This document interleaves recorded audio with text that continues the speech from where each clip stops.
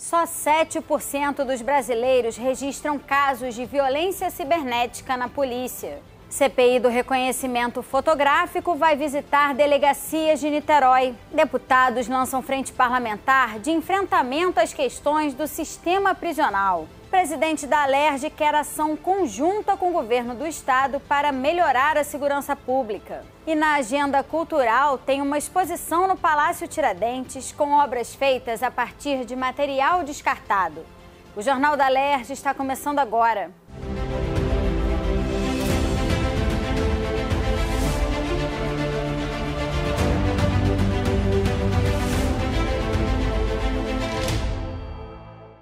Boa noite. Cerca de 40% das pessoas que sofreram alguma violência online não compartilham essa informação com ninguém, incluindo familiares e amigos. E apenas 10% relatam os casos à polícia, sendo que no Brasil esse número ainda cai para 7%. Os dados foram apresentados na reunião da CPI da violência cibernética contra as mulheres nesta quinta-feira pela pesquisadora Mariana Valente. Ela é autora do livro Misoginia na Internet, em que faz uma análise sobre a crescente violência de gênero online no Brasil. Em sua obra, Mariana também mostra que o Brasil ocupa o terceiro lugar entre 18 países, onde as pessoas declararam estar mais impactadas com a violência na internet. E 60% das mulheres também disseram sentir sua liberdade de expressão afetada. Apesar do número expressivo de mulheres atingidas, menos de 10% delas procuram uma delegacia ou um advogado, por exemplo. Para a presidente da CPI, deputada Marta Rocha, os dados serão fundamentais para embasar as novas propostas do grupo e garantir cada vez mais proteção e segurança às vítimas de crimes virtuais. Esse dado trazido pela doutora Mariana na sua pesquisa da misoginia na internet, ele corresponde exatamente ao dado da violência doméstica. Eu acho que o que a gente tem que trabalhar diante desse dado é, primeiro, trabalhar com campanhas educativas para demonstrar que aquilo que aquela mulher está sofrendo é sim um crime praticado no mundo virtual. E trabalhar também com o empoderamento das mulheres para que elas possam se sentir sujeito de direito e procurar a delegacia. E na outra ponta, trabalhar com todos os organismos dessa rede de proteção, sejam as polícias ou não, com a qualificação desses profissionais que vão receber essas mulheres para que elas não sejam revitimizadas pela segunda vez. A desembargadora Adriana Mello destacou a importância das leis penais que já existem no combate aos crimes cibernéticos, com a tipificação dos crimes, por exemplo, mas também lembrou que é fundamental pensar em legislações preventivas e em uma educação digital nas escolas, com dicas de segurança online que podem ser importantes em um inquérito policial. A legislação é importante, mas a gente precisa trabalhar com a prevenção a esse tipo de crime, sobretudo nas escolas, trabalhando com a prevenção, com campanhas, com uma educação que seja transformadora, sobretudo dentro do ambiente virtual, porque existe uma coisa que é a alfabetização digital. Você precisa saber manusear ali o meio digital, o que você pode ou não colocar, né?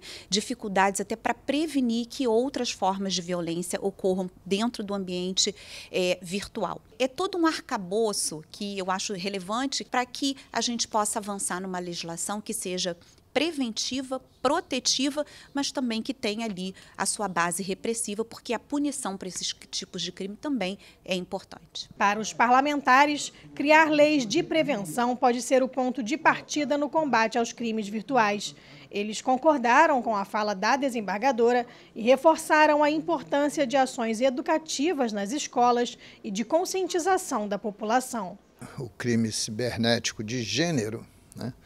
Ele está respaldado, né, no machismo, né, e na misoginia. Né?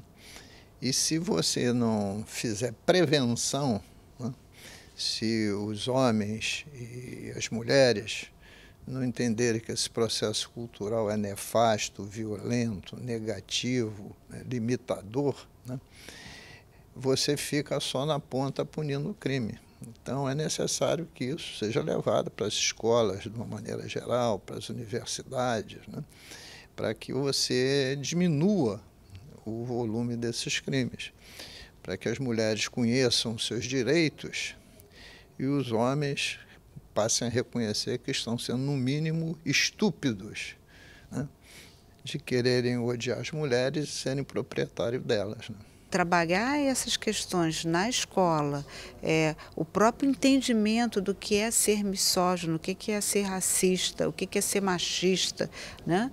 E também trabalhar fora da escola, né, nas campanhas de ampla divulgação para que as pessoas possam reconhecer essas ações como ações de prática de crime pautado na violência de gênero. A CPI do reconhecimento fotográfico vai visitar delegacias de Niterói nas próximas semanas para analisar o método atual utilizado na identificação de suspeitos através de fotos. Na audiência realizada nesta quinta-feira, a comissão ouviu o presidente do IDDD, Instituto de Defesa do Direito de Defesa, Guilherme Carnelós, e o juiz do Tribunal de Justiça do Rio, André Nicoliti, na busca por soluções para os problemas das prisões ocasionadas pelo erro no reconhecimento fotográfico. O IDDD é uma organização formada por advogados criminalistas que atuam nos tribunais e na capacitação de profissionais.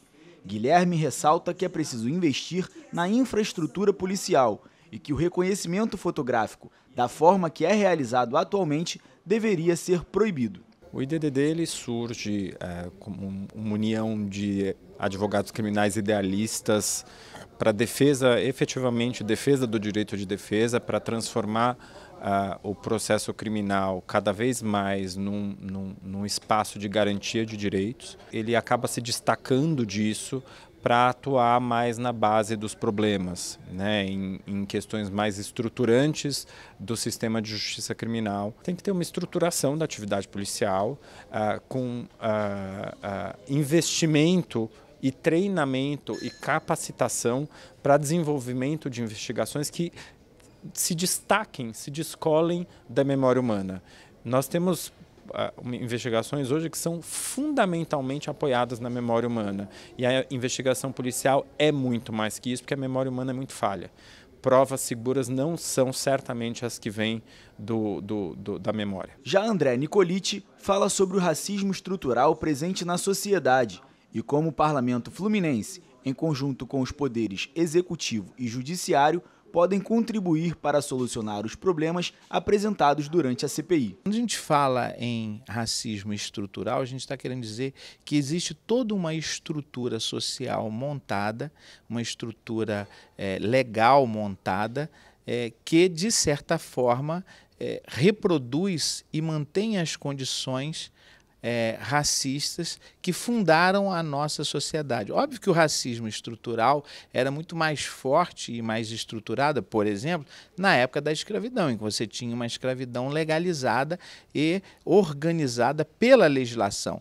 Apesar dessa estrutura legislativa ter sido abolida com a Lei Áurea, né, isso não foi o suficiente para romper com as estruturas racistas do país. A Alerj, ela tem dois papéis fundamentais nessa temática. Primeiro é o papel legislativo, obviamente, ela não pode legislar sobre processo penal, mas ela pode legislar sobre procedimentos, sobre rotinas policiais e etc. Serviços que podem ser prestados às vítimas desses reconhecimentos. Então ela tem um papel fundamental de criar políticas, né, legislativas, através da legislação, tanto para coibir essas práticas, como para reparar essas práticas. Presidente da CPI, a deputada Renata Souza destaca a importância da participação de profissionais com experiência no tema para encontrar soluções para os problemas. Segundo a parlamentar, nas próximas semanas, a CPI vai realizar visitas a delegacias de Niterói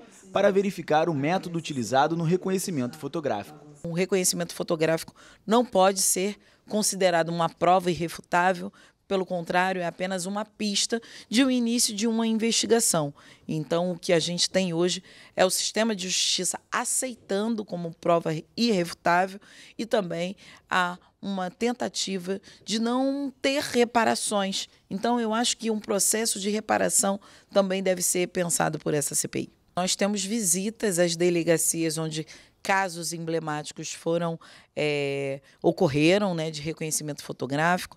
Então, estamos agendados a uma ida à delegacia de Niterói, onde teve alguns casos, como o juiz apontou aqui, o caso do Justino, mas dentre outros casos que ali ocorreram. Então, vamos ver em loco como esses álbuns são organizados dentro da delegacia e como eles também são postos num cotidiano de arbitrariedades. Nesta quinta-feira foi lançada no Tribunal de Justiça do Estado do Rio a Frente Parlamentar de Enfrentamento às Questões do Sistema Prisional. O tema discutido nesse primeiro encontro foram as políticas de inserção social para pessoas privadas de liberdade. Autoridades que participaram do evento defenderam a criação de escritórios sociais para fornecer apoio às pessoas que estão perto de sair do sistema prisional. Coordenada pelo deputado Daniel Librelon, a frente foi instalada com a presença da deputada Índia Armelau, magistrados, representantes do Ministério Público, Defensoria, OAB e Administração Penitenciária. Atualmente, o Estado do Rio tem 4 escritórios sociais, localizados em Bangu, Niterói, Maricá e em Campos. Esse equipamento cria oportunidades para a ressocialização, mas ainda é pouco quando se compara com outros estados.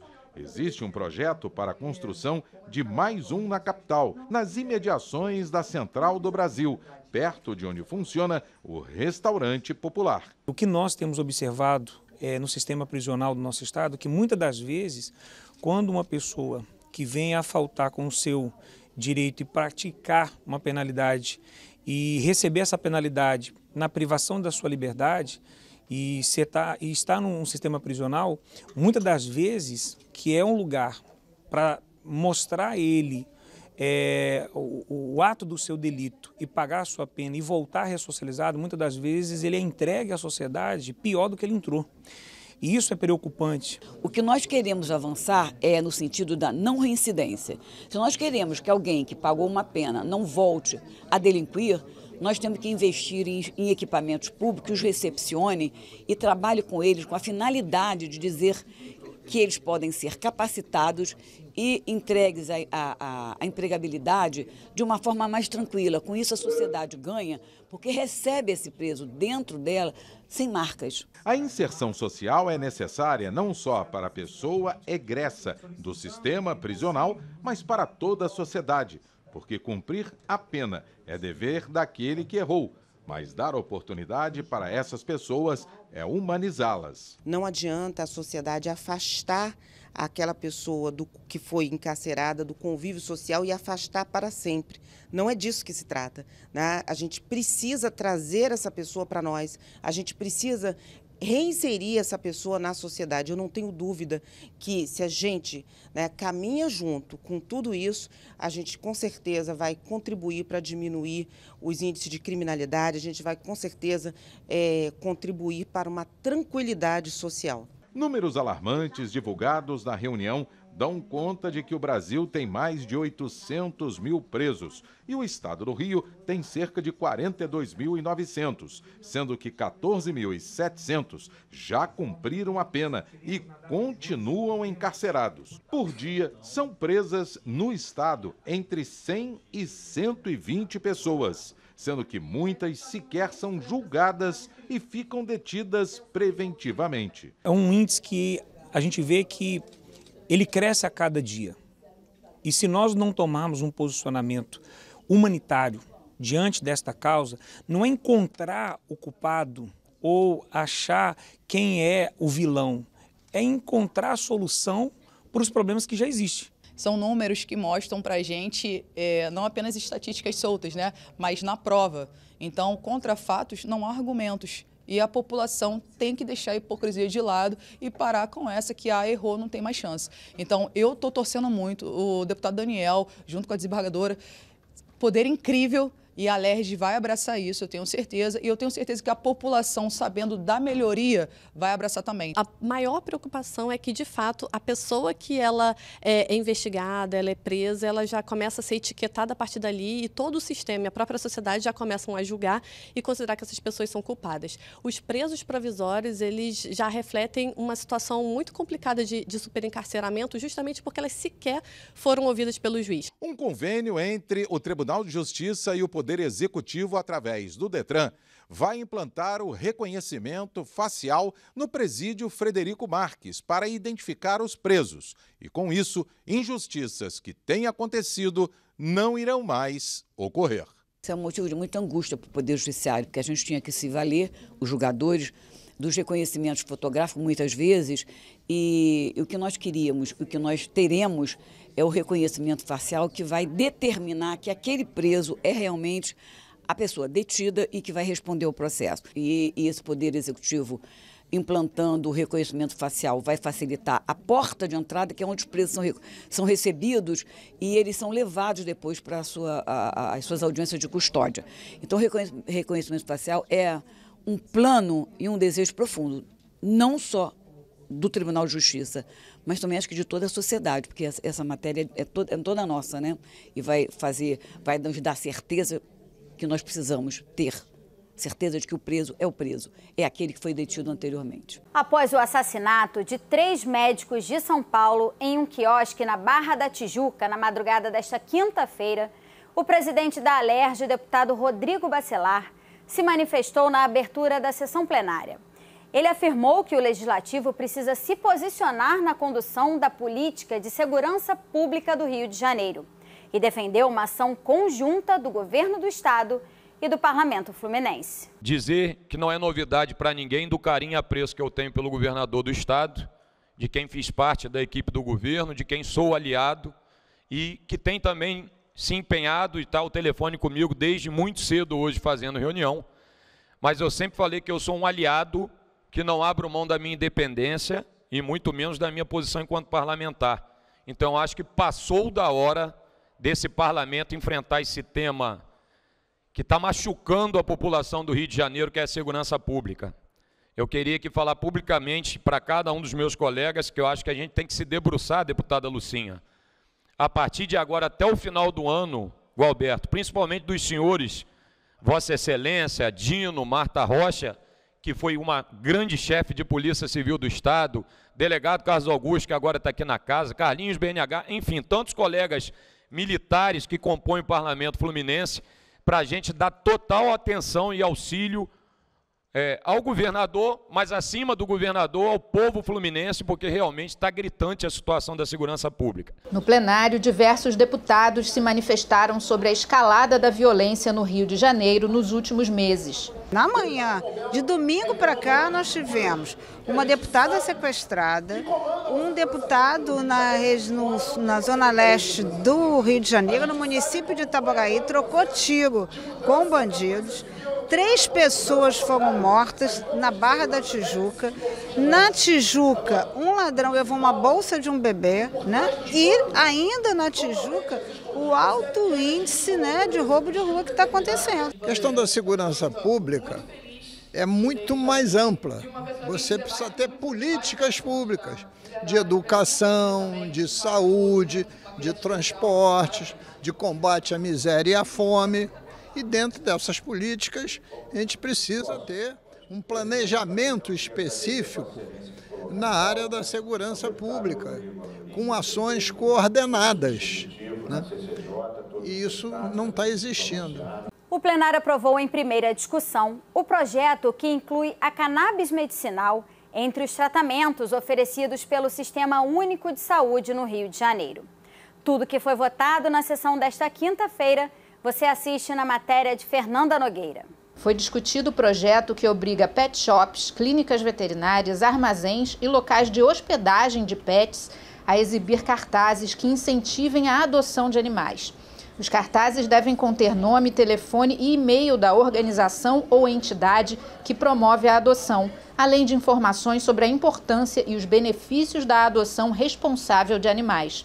A proposta do deputado Rodrigo Amorim recebeu uma emenda e voltou para as comissões. Os estabelecimentos que promovem eventos culturais, artísticos, esportivos e de lazer podem ser obrigados a conceder meia entrada para pessoas que estejam em tratamento contra o câncer. É o que diz o projeto da deputada Marta Rocha, que foi aprovado em primeira discussão e retorna ao plenário para a segunda votação. Pacientes em tratamento à base de cannabis medicinal e que comprovem não ter condições financeiras de arcar com os custos terapêuticos podem ter o direito à medicação gratuita pelo Sistema Único de Saúde. A iniciativa do deputado Carlos Mink estabelece uma série de obrigações que devem ser seguidas pelo paciente que quiser ter acesso ao medicamento, como, por exemplo, seguir as orientações previstas pela Anvisa, sendo obrigatória a apresentação de prescrição médica acompanhada por laudo que informe a patologia, outros tratamentos testados e que, de fato, a cannabis medicinal é a melhor alternativa, além da necessidade de comprovação de não possuir condições financeiras e que a qualidade de vida depende desse tipo de tratamento. O projeto foi aprovado em primeira e retorna ao plenário para a segunda discussão. Determina que o SUS estadual, que é aquele que a gente pode legislar, forneça gratuitamente para aquelas pessoas que são pobres, comprovadamente, estão nos programas sociais, e, claro, mediante receita médica, e para aquelas patologias, para aquelas doenças que a Anvisa expressamente autoriza, que atualmente são 13 patologias.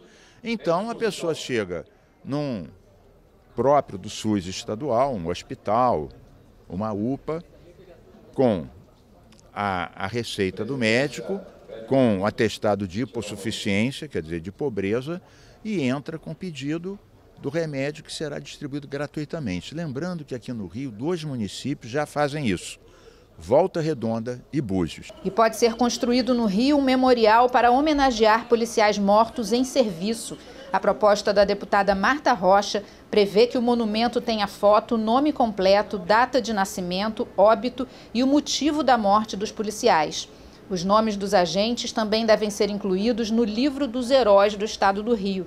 O projeto recebeu 7 emendas e retorna às comissões. A proposta da deputada Célia Jordão determina o pagamento de multas em caso de falha no fornecimento de energia elétrica. Os valores devem ser pagos pelas concessionárias aos consumidores prejudicados através de créditos nas contas mensais. A multa será equivalente a 5 vezes a média de consumo do usuário, levando em conta o intervalo de tempo em que a falha aconteceu. O texto também especifica casos em que a multa não será aplicada, como, por exemplo, quando a falta de energia for causada por caso fortuito ou de força maior.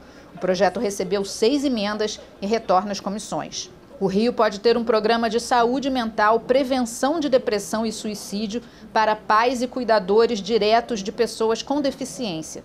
De acordo com a proposta da deputada Índia Armelau e do deputado Fred Pacheco, o atendimento psicológico deve ser feito de forma virtual. Os parlamentares sugerem que o programa seja implementado através de convênios, parcerias com organizações não governamentais, universidades públicas e privadas e outros setores da sociedade civil. O texto recebeu uma emenda e retorna para análise das comissões. Muitas dessas pessoas, pelo que a gente estudou, a minha tia, né, a minha prima é especial, acabam entrando em depressão e entrando em suicídio. Então a gente vai tentar abraçar todos os cuidadores, né, legais para que entrem no projeto, para psicólogos, se cuidem e entendam que também eles precisam cuidar da saúde para poder cuidar de outra pessoa. E assim, é um pouco triste porque é um tabu ainda falar sobre isso, porque todo mundo acha que a mãe é muito forte, o pai é muito forte, mas não é assim, todos nós somos seres humanos e nós precisamos de cuidados. E a deputada Dani Balbi quer autorizar a criação de uma política afirmativa para mães de crianças de até 6 anos nos processos seletivos e editais de concessão de bolsas realizados pela FAPERJ, a Fundação de Amparo à Pesquisa do Estado do Rio, além de outras instituições de ensino e pesquisa e de ciência, tecnologia e inovação do Estado. O projeto recebeu 5 emendas e volta às comissões. A concessão de bolsas diretas da FAPERJ, bolsista nota 10, e também outras bolsas e mecanismos de fomento à participação de cientistas no âmbito da Secretaria de Ciência e Tecnologia priorizam num percentual de reserva de vagas mulheres, mães com crianças até 6 anos. Por quê? Porque mulheres, nós somos a maior força ativa na academia, mas no momento em que nós engravidamos ou enfim, temos filho de alguma forma, nós saímos da academia e essa imputação dos cuidados vai fazendo com que a lógica se inverta. Nós ocupamos a graduação, mas não ocupamos a pós-graduação e acabamos não ocupando os postos de trabalho da pesquisa, ciência e tecnologia nas universidades e organismos afins. Veja agora as dicas da nossa agenda cultural para você aproveitar o final de semana.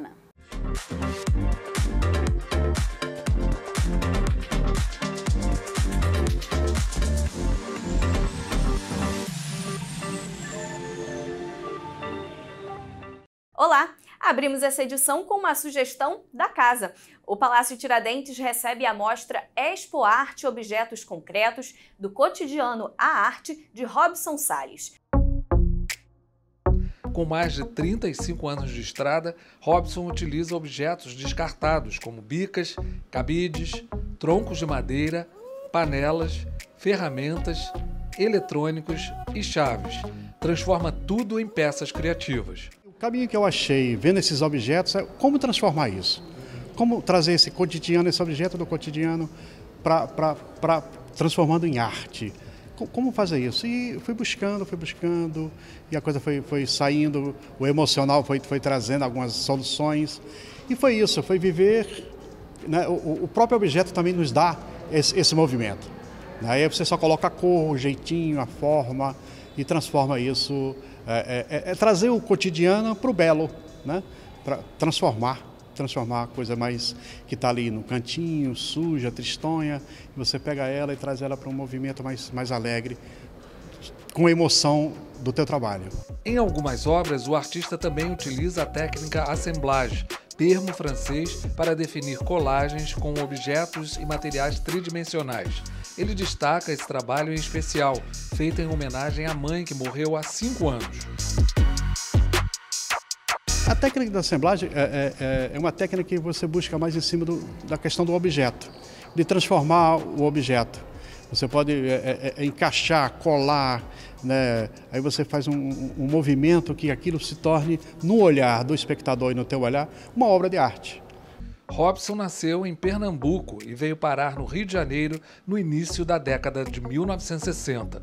Adotou a cidade para viver e trabalhar. Ao longo da trajetória artística, já expôs na capital e em outras cidades das regiões dos Lagos e Metropolitana. A diversidade cultural do Nordeste tem sido inspiração para algumas obras do artista, que utiliza muito colorido. Nós estamos aqui diante de um quadro que eu acho que é a essência da minha infância, né? Do colorido, das casinhas que são, né? Das brincadeiras que eu, quando criança, que era jogar bola, pular, festa junina. O pernambucano destacou a importância do espaço que o Palácio Tiradentes vem disponibilizando aos artistas para que possam divulgar suas obras. Eu acho que todo artista tem um sonho de vir fazer um trabalho aqui, apresentar o seu trabalho aqui. Porque é um espaço rico, é um espaço bonito, é um espaço que tem história, né? Que tem uma história política e social dentro dele, tem uma energia própria, né? E a própria beleza do palácio, que contradiz às vezes com essa coisa mais moderna, com a coisa mais contemporânea, eu acho que isso traz um olhar diferenciado. E está de parabéns toda a direção aqui da Alerj, do Palácio, a equipe de cultura, que estão trazendo obras e exposições maravilhosas. A coordenadora pedagógica da Escola do Legislativo, Adriana Mota, ficou impressionada com o talento do artista e elogiou a iniciativa de abrir cada vez mais as portas do Palácio à arte e à cultura. O Palácio ele tem uma vocação natural para a questão histórica e artística, para a questão cultural. Então, acho que é muito importante a gente valorizar esse espaço também como um espaço de aproximação da Assembleia com o povo do estado do Rio de Janeiro, né? As pessoas poderem vir aqui, visitar as exposições, aproveitar a visita nas exposições para conhecer esse espaço, que é um espaço com tanta história, né? Com tantas coisas importantes sobre a história do Legislativo. Então, eu acho que nada mais justo que a gente abrir as portas do Palácio para receber a população do Rio e receber com exposição, com arte, com cultura. Eu acho isso incrível. Acho que é uma vocação do Palácio. A mostra de Robson Salles pode ser conferida até o dia 10 de novembro, de segunda a sexta-feira, das 10 da manhã às 5 da tarde, no Palácio Tiradentes. É muito importante a gente abrir as portas do Palácio Tiradentes para a população, para que a população conheça e tenha acesso à arte de forma gratuita e de qualidade. Então, agradecer também ao presidente Rodrigo Bacelar, que abriu esse espaço, que entende que é importante que a população se aproxime tanto da história do Legislativo, com a nossa visita guiada, mas também de eventos e de cultura e de arte. O espetáculo Travessias Nordeste Baixada está em cartaz no Sesc Tijuca. A peça traz histórias de pessoas que migraram do Nordeste para a Baixada Fluminense. Travessias Nordeste Baixada está em exibição até o dia 22 de outubro, de quinta a sábado, às 7 horas da noite e aos domingos, às 6 horas da tarde. Em homenagem aos 70 anos de sua patrocinadora, a Orquestra Petrobras Sinfônica apresenta concerto ao ar livre na Quinta da Boa Vista, com a regência do maestro Isaac Karabichevski e participação da cantora Lucia Alves. O repertório transita entre o clássico e o popular, com composições de Villa-Lobos, Carlos Gomes, Sivuca, Moraes Moreira, Ravel e Tchaikovsky. O evento será no dia 7 de outubro, sábado, às 11 horas da manhã. A vida de Dom Pedro I ganha nova abordagem em livro sobre a trajetória musical do imperador. A musicista e pesquisadora Rosana Lanzelotti lança o livro Já Raiou a Liberdade, Dom Pedro I, compositor e a música de seu tempo. O texto destaca o papel de Dom Pedro I como autor do hino da independência e a vida musical no Rio de Janeiro no início do século XIX. O lançamento será realizado em recital gratuito no dia 11 de outubro, quarta-feira, às 7 horas da noite. O evento tem capacidade para 150 pessoas. A Fabulosa Fábrica de Música é um espetáculo para toda a família. Já pensou em um mundo sem música? É o que acontece quando uma caixa que esconde um poder mágico se quebra no Colégio Beethoven. A peça, que conta com 5 crianças no elenco, é uma encenação sobre o poder da música, seus diferentes ritmos e sua importância para a formação da identidade cultural ao longo da história. A temporada vai do dia 7 a 29 de outubro. Terão sessões aos sábados, às 2 e às 5 horas da tarde e aos domingos, às 4 da tarde. No dia 12 de outubro, Dia das Crianças, terão apresentações extras às 2 e às 5 horas da tarde. A peça Cinema Orly é baseada no livro de mesmo nome de Luiz Capucho. A performance apresenta histórias de um homem gay vividas na Cinelândia carioca dos anos 90. A temporada no Teatro Glaucio Gil vai até o dia 27 de outubro, às quintas e sextas-feiras, sempre às 8 horas da noite. Do dia 2 a 5 de novembro, as apresentações serão no Teatro Dulcina, que fica no mesmo edifício que abrigou o Cinema Orly. Na quinta-feira e na sexta-feira, às 7 horas da noite, no sábado, às 3 e às 5 da tarde e no domingo, às 3 e às 6 horas da tarde. Mas a morte é ridícula. Inédita no Rio de Janeiro, a tragicomédia Pulmões estreia no Teatro Ipanema no dia 6 de outubro. A trama propõe uma reflexão crítica sobre os círculos viciosos das relações familiares e sociais atualmente.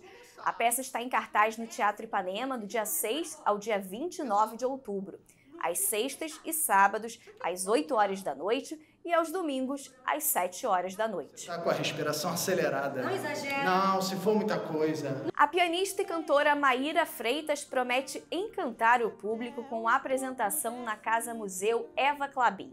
O show faz parte do projeto musical Pôr do Sol, série Rio 21. O encontro será no sábado, dia 7 de outubro, às 5 horas da tarde. Ou não, quem sabe um jeito de sentir. O espetáculo Venturo transporta o público para um universo mágico com seres enigmáticos. Acrobacias, malabarismos e pantomima ajudam a contar essa história retrofuturista que explora a relação entre o humano e a máquina. Ventura está no Espaço Cultural Sérgio Porto até o dia 8 de outubro, de quinta a sábado, às 8 horas da noite e no domingo, às 7 horas da noite.